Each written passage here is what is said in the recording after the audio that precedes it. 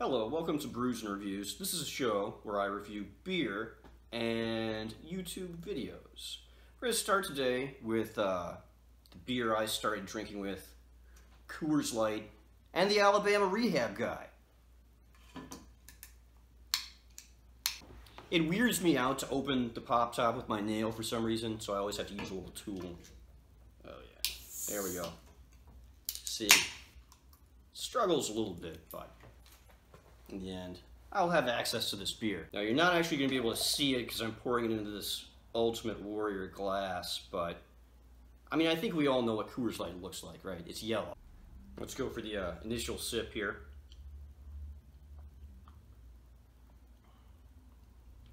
Yep, it's got that kind of very light, chemically taste that we all know. Anyway, let's talk about some Coors Light facts for a moment, if we could.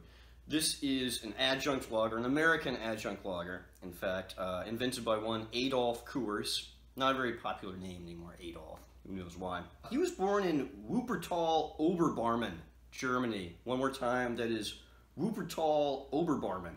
So, if your town name is that stupid, I mean, I guess you have to invent a beer and then drink it just to get the stupidity of your town's name off of your mind. Coors Light is the silver bullet, as we all know. And it kills the werewolf of my unhappiness, as I've been saying for years. I'd also advise everyone to look up the Coors Light Beer Wolf, if you ever get a chance. He is my favorite advertising mascot, I think, of all time. Just looks very much ready to party. Like I said before, the reason that I chose Coors Light is this is the beer that I drank when I first started drinking. Many, many moons ago. Now, I'd like, if I could, to transport you to another time and place. We're not going to be in 2018 in Chicago anymore. We're going to go back about 10 years to about 2008, and we're going to talk about East Nashville, which is where I was living back then. Now, East Nashville was not then, as it is now, where every woman in the world wants to go for her bachelorette party, so that she and her friends can wear cowboy hats and pretend like they have personalities for a couple days.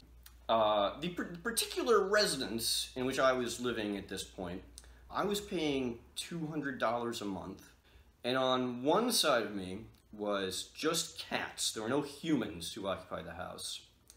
And on the other side, there were Guatemalan day laborers, who I eventually became friends with, you know, insofar as I could. To give you another idea of what the neighborhood was like at that point, on a fairly consistent basis, when I would walk out of my house in the morning, maybe just to go to the grocery store, run errands or whatever I had to do, there would be three, we'll call them gentlemen, standing out in front of my house, and one of them would say, "Hey man, can I have $1?" I would have to refuse, of course, because I needed my dollars. That's not really the interesting part, though. The interesting part is that I would leave to go do whatever I was going to do, sometimes for an hour or two, and I'd come back, and those guys would still be there. They'd still be standing out in front of my house. I remember the day when everything began to change. I mean, obviously, when a neighborhood gentrifies, it's death by 1,000 cuts. It's not the one thing.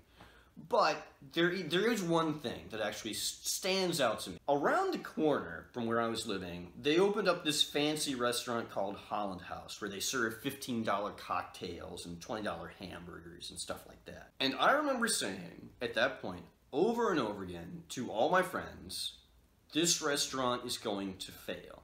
Because no one who can afford to eat there is going to be brave enough to come to this neighborhood. Man, was I wrong. All those bourgeois people, they thought that was just the greatest thing in the world to, you know, come to this ghetto and hang out. So, I guess that just shows what I know. But I really only tell you this to set the stage for how I first encountered Shane Caldwell, better known as the Alabama Rehab Guy. I was sleeping on my mattress on the floor, writing a book that was never going to get published. Weren't really any girls who wanted to talk to me, typically. So I watched a fair bit of YouTube videos, and one that I encountered was a guy named Shane Caldwell. Now, if you haven't seen the Alabama Rehab Guy video, the link is in the description box. Just stop watching this, click the link, and watch it now. You'll thank me later. This is certainly his most famous work. You can see on the video it's been seen by over 1 million people. This was probably the first viral video. I guess you can't really call it a viral video because it was pre-internet. But I think that's even more impressive that he was able to get the word of mouth going, that he got going without the internet.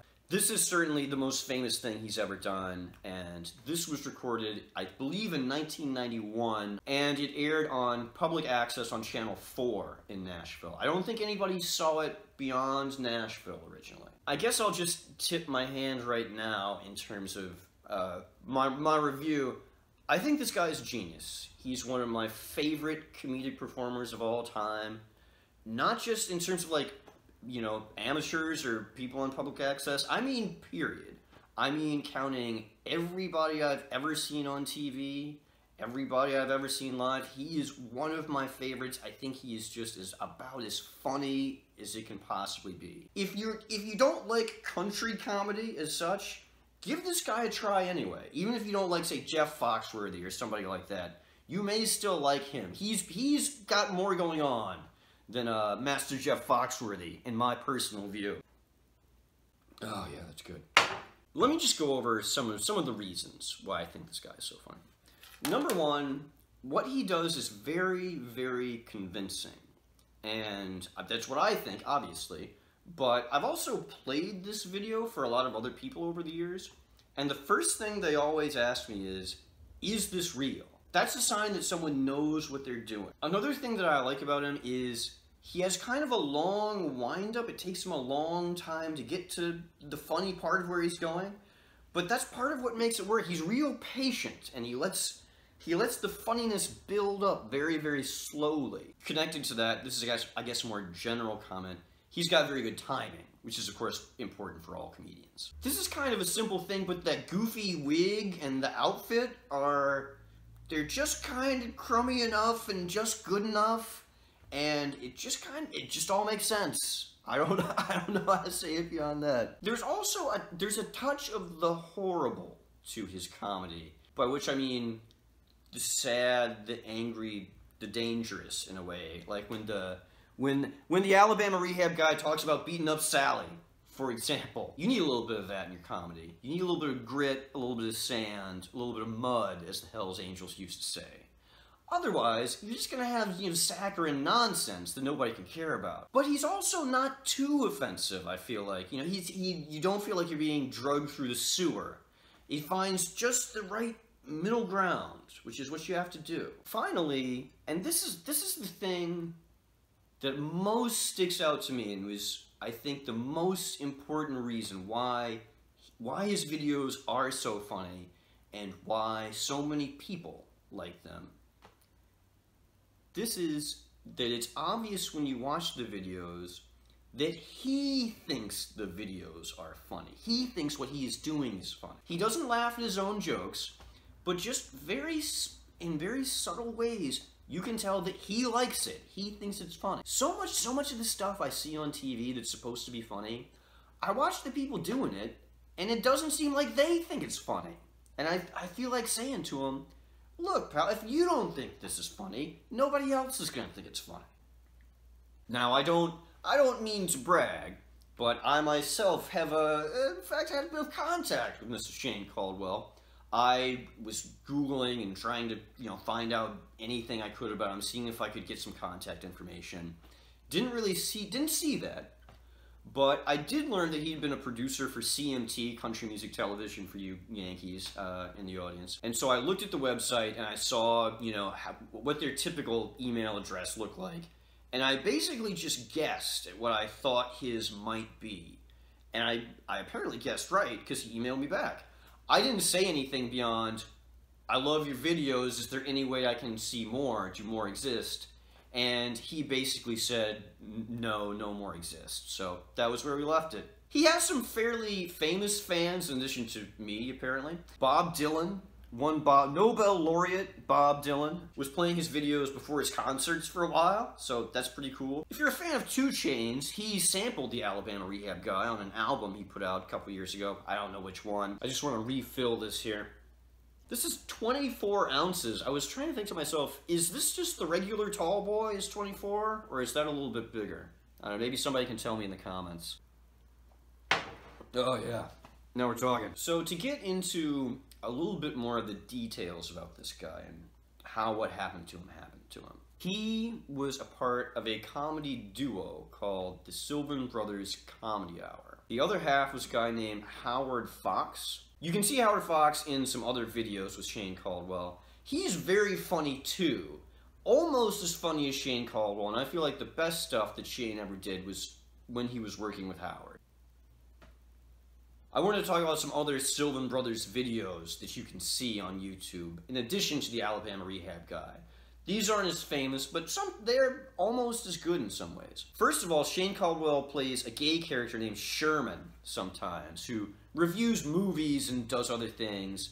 And I will say, you know, this was a good 30 years ago he recorded this, and the place of gays and lesbians in our society has changed a bit, dare we say.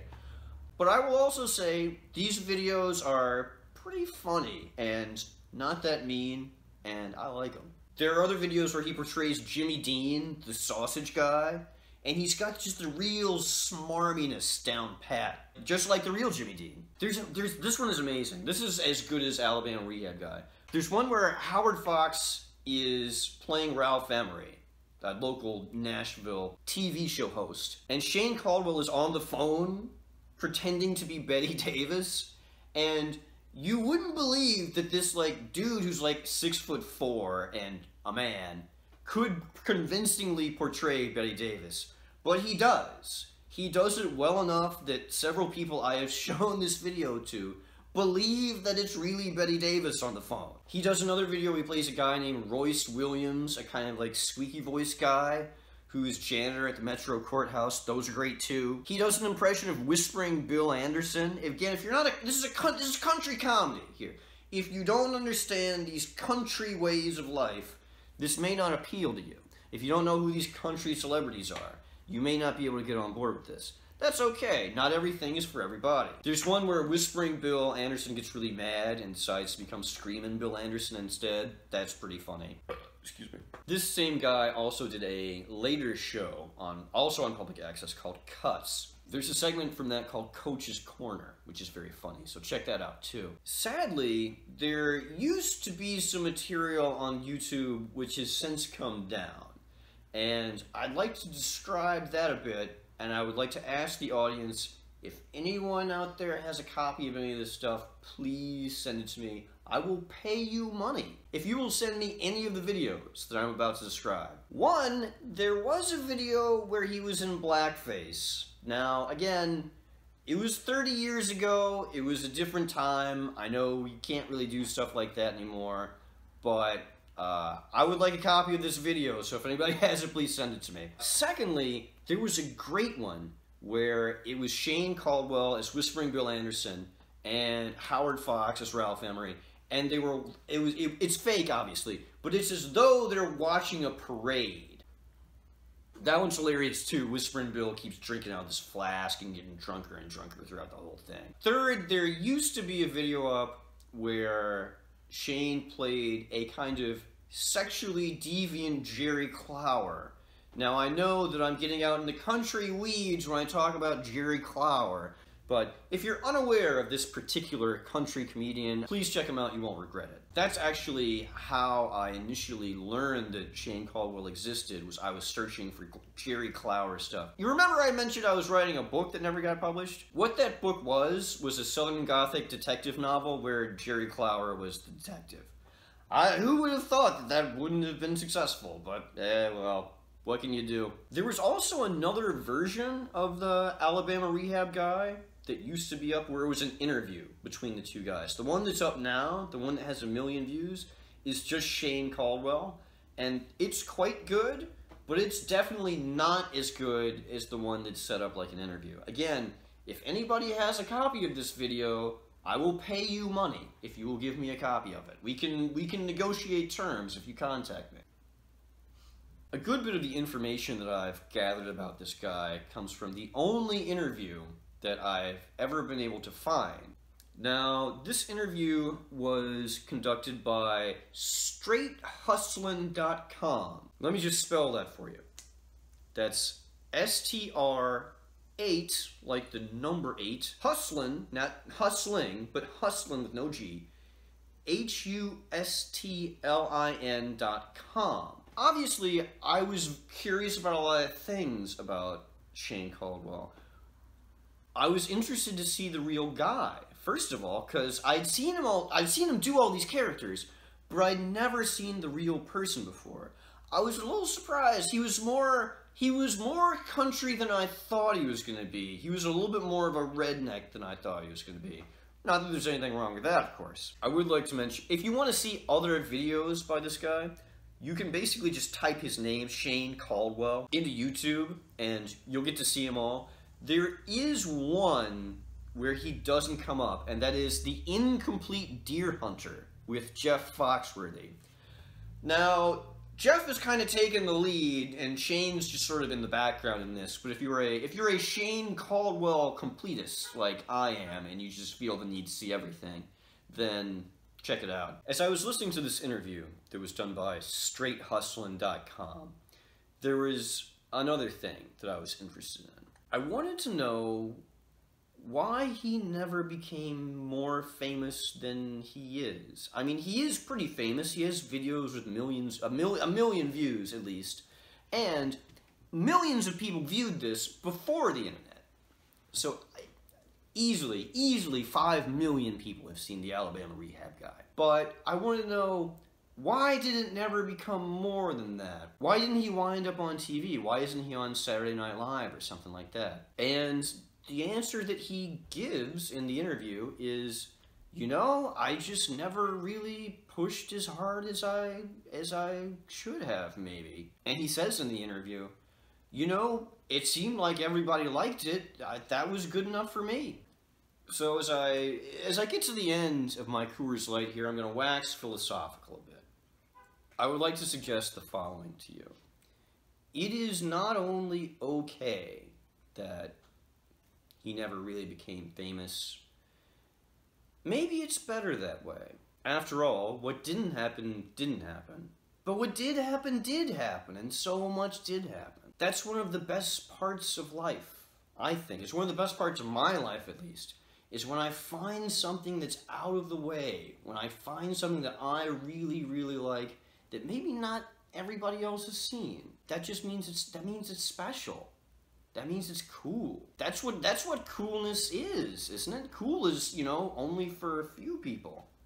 If everybody's into something, well, then it's not cool anymore, is it? There was apparently another little snafu that Mr. Caldwell encountered during his attempted rise to stardom, which was that his friend, Jeff Foxworthy, got him a stand-up gig in front of 3,000 Harley-Davidson executives from all around the world. Now, previous to going out in front of this audience, he went into the bathroom where there was a black light, and as Mr. Caldwell was answering the call of nature, if you will, he looked down at himself and saw what he felt to be indications of herpes under this black light, and imagined that perhaps this was, you know, revealing some serious medical problem. So he was very nervous already getting up on stage. Then, apparently, at some point during this stand-up act, he called Lee Greenwood a war profiteer and was promptly booed off stage. This more or less ended his stand-up ambitions. But Shane, Mr. Caldwell, I should say, if by chance you're out there watching this, I certainly wouldn't have booed you off the stage. Lee Greenwood is a war profiteer. You are correct, sir. Anyway, as I chug the last of this Coors Light, I would just like to make a final appeal to anybody who is out there. If you have any Sylvan Brothers videos at all, I will pay you money to have a copy. Send me a message and we will work out a deal. So let's finish up with some ratings overall. You know, Coors Light, oh, it's about the worst beer on the goddamn planet, isn't it? But I'm not going to give it a 1 because, you know, sentimental reasons, I guess. So I'll give it a 2. And as far as the Alabama Rehab Guy goes, 10 out of 10. 10 out of 10.